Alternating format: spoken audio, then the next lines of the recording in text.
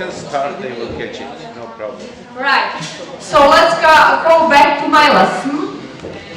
You know all things, but just kind of summary. That some in the history we don't call it globalization, but some features like of exchanges of people and food we can see in the ancient Greece or Rome. That there were areas from Asia, Europe and Africa, and they have some shared maybe food or architecture things. And we can also give an example of British Empire, that they, for example, send some or teach some technologies in India. On the other hand, they buy their spices, and they did some positive and also negative things in India, but it's not called globalization, but the exchanges of cultures were happening local in some smaller areas. I would like to say something interesting about Silk Road. This is metaphor of today's globalization, because Europe was connected with China. 3 years caravans went from China to Rome. And my question is, what do you think, which good they exchange? So what goods were coming to Italy from China? What was it?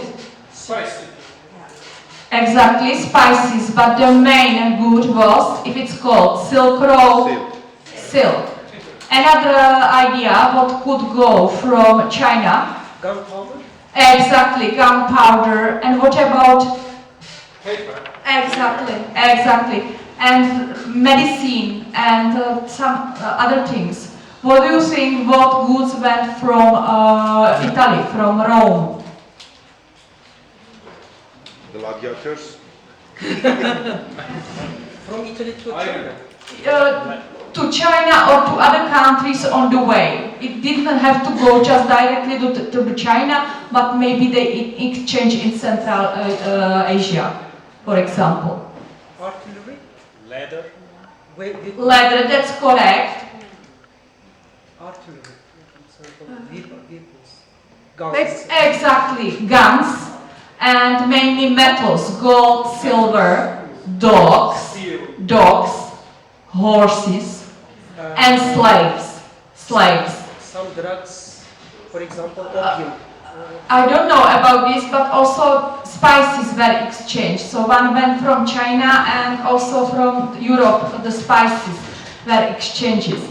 It started before, in 200th century, in the 2nd century before Christ, when the dynasty Czech started this idea, and the people from Rome, from Italy, they would pay fortune for silk. For them, it was they were just amazed of the silk.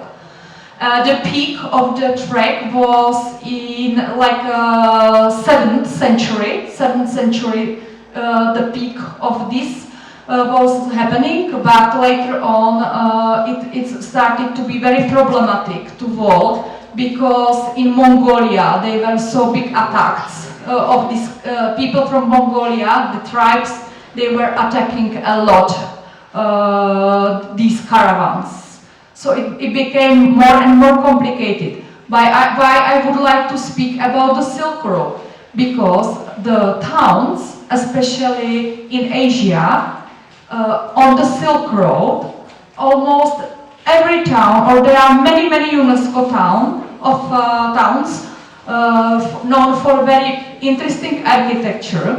The caravans, they didn't just bring the goods, but also ideas and culture things. So the architecture was spreading all around the Silk Road. So you see that there were also some treks to India. So if we see Taj Mahal, which was ordered by Mughal dynasty, the Muslim how to say, building. And if we go to Uzbekistan, this is in Samarkand, or there are any other towns like Bukhara or Khiva, they use the similar view of the architecture. On this picture, you see one of the, let's say, oldest university. So there were a religion, architecture, medicine, religion, medicine, astronomy schools, and this is Rageston, a very beautiful place in Samarkand in Uzbekistan. And you see still some similarities. On here it's still Uzbekistan, it's again Samarkand. Up there it's Iran, it's in Iran and Syria. So the culture was really followed by the missions. The economy, the globalization, when we speak about this with my students, we divide like into 5 groups. So we think and we discuss also with Sisa, she's also teaching the students that the global firms, for example H&M, if they look to the back, they realize that the clothes is done mainly in Bangladesh. So we say, oh, you're buying clothes, and definitely some children touch it. So yes, the globalization has got some negatives, like using very cheap work wage. So yes, the globalization brings a big production, higher economy growth, but on the other hand, very big differences and unfair procedures. Political globalization, we speak about the organizations to help for the integration of our world. We sometimes laughing at if we see this picture, that also some tribe in Africa, they're using smartphones. We also think that if the rainforests are cut and burned, it doesn't affect just the area, but it affects all planet because CO2 coming back to the atmosphere, to the earth. And also we speak that if everything is fast and people moving fast around the world, it's not good, if there is some disease, it's spreading much faster than before.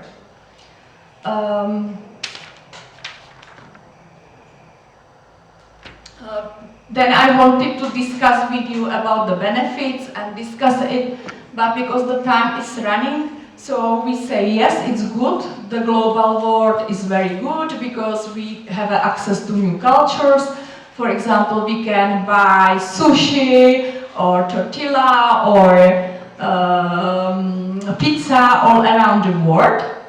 But also it brings negatives. For the positives also we share the technologies and innovations very fast. And as I mentioned, especially the global firms, they will achieve lower costs of producing the goods because they're using markets in other countries with lower wages. It's very good also for international recruiting. But the negatives, for me, it's like that, as I mentioned, the ecological catastrophes like global warming, etc. It brings also inequalities in the rich West and poorer East. I will show you something a little bit later on. But some characteristics of the cultures are disappearing, especially the tribes where the rainforests are. it's cutting their roofs when they burn, and they send them out of the places from a rainforest. I very like this web page. It's called A Planet of People. Unfortunately, it's not in English or only in Czech language, but there I can choose all the tribes all around the world, and I read their characteristic and the location where they are.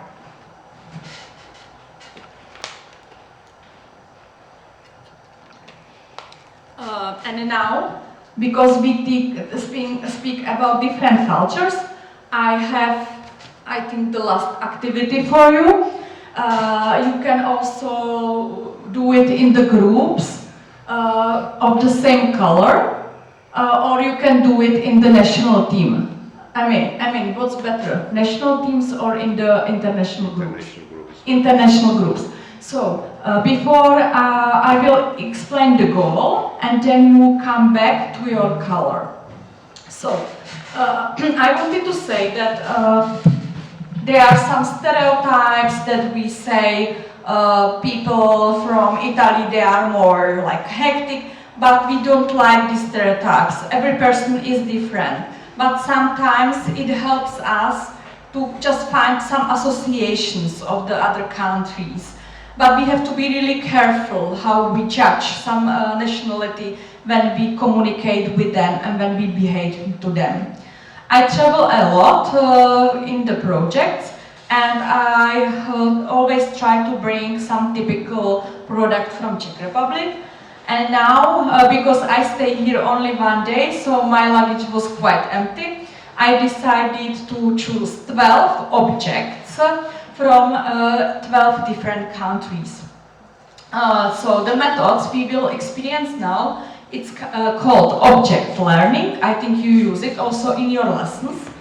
So each color group sit together. You will have a small worksheet with 12 countries. And I will go around you with one product from each country, and you will try to match the number of the product with the country. Then we will correct it, and the winning team will get a prize, typical from Czech Republic. So please go back to your color team, international team. Yeşiller.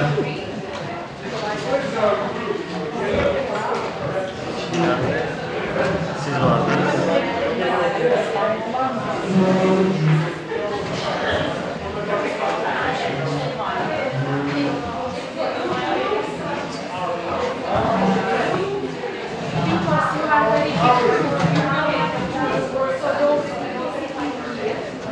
And then you just check together and give a final. You are, okay, no, sorry, I thought it's national. I'm tired now, so it's okay, yes,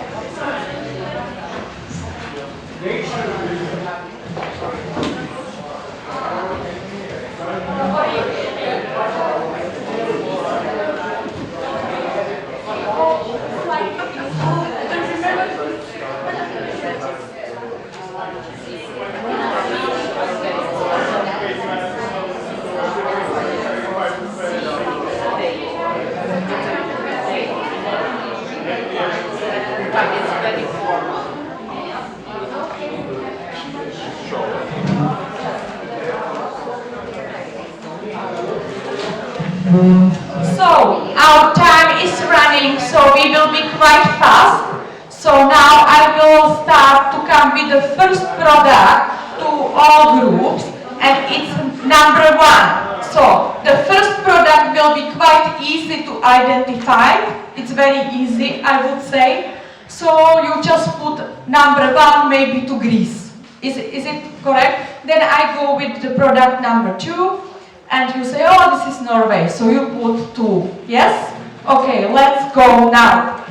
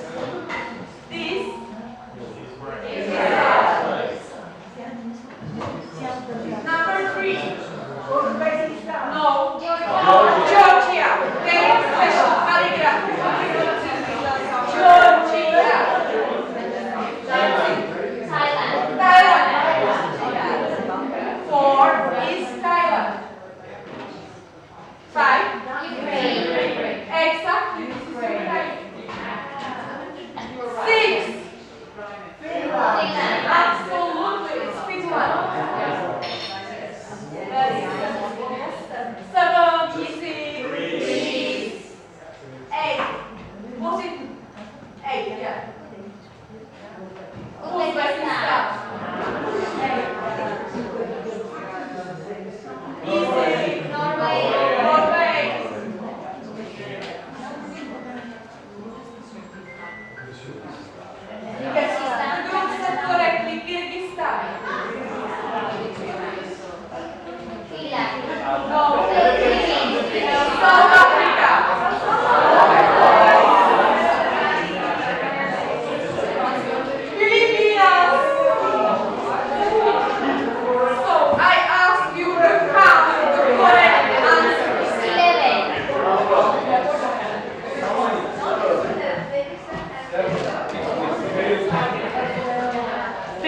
in 1 minute, check your correct answers and count it.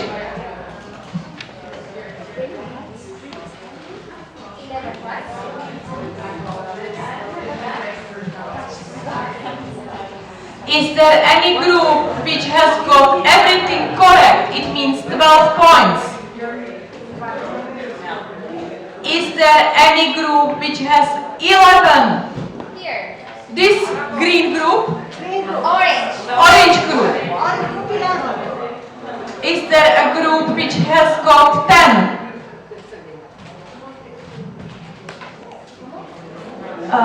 Nine. What color? Blue. Blue 9. 7. The other groups. So it's yellow and green. And we miss one group. And the rest they have? We have 8. And Alberta, so tell us which group is the winner? Orange. Orange group.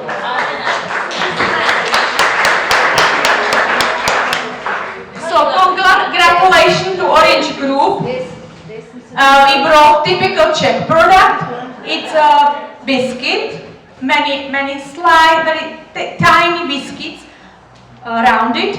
And if you go to the spa in Czech Republic, you take this biscuit and you go slowly in kolonada, we call it, and you taste it. So I hope that the group will also share with you. So you can just send it around. The orange one. And last mission I would like to say is that it's good that we exchange the culture and the other things. We benefit from each other. But on the other hand, we shouldn't finish thinking and taking into the consideration the least developed countries where the life is quite difficult, and especially the key players in the globalization, they benefit a lot from them. So the differences are getting higher and higher. At the end, I like to use comparisons. So we don't have a time for 2 videos, but I will just say what the videos should be about. There is a video of one of the largest slum, which is called Dharavi in Mumbai, and there are more big slums in around the world, like Kibera in Nairobi in Kenya, or Orangi town in Karachi in Pakistan. You can see here. Of course, you know the favelas. They call it favelas in Rio de Janeiro. So they look like here, this. And let's see the difference. We are from Prague, which takes almost 500 square kilometers land, and there is 1.4 million inhabitants. But if you look here, this is one of the largest slum in the world, in Mumbai, Dharavi. These people live, similar number of people, they live in 2.4 square kilometers. So I think we don't need any other words.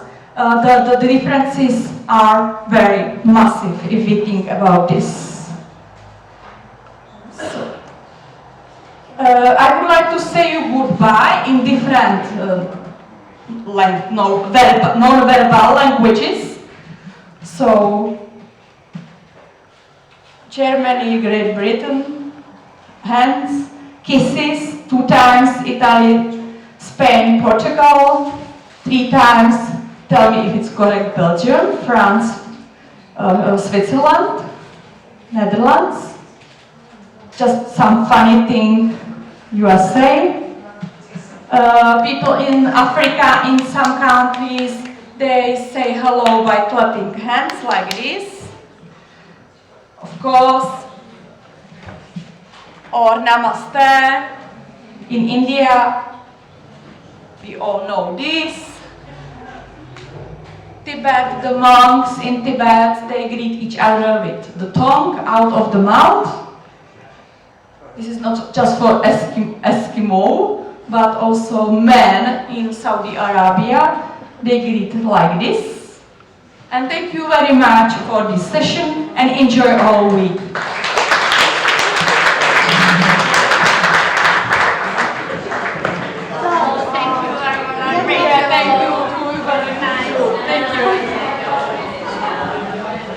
So we now go to the lunch. It is in the restaurant and it is outside the building and very close to here. But you have to, so my colleague will bring you there. But please take your stuff because after the lunch we will have a project meeting with only the partners and all the others are free to leave. So take your stuff and let's go to the lunch.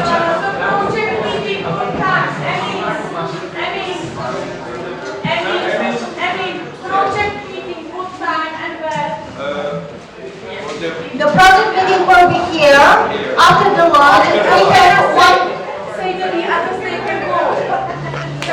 Just the coordinators. Yes, only the coordinators of project will stay for the project meeting. So all the other participants are free to leave after the lunch.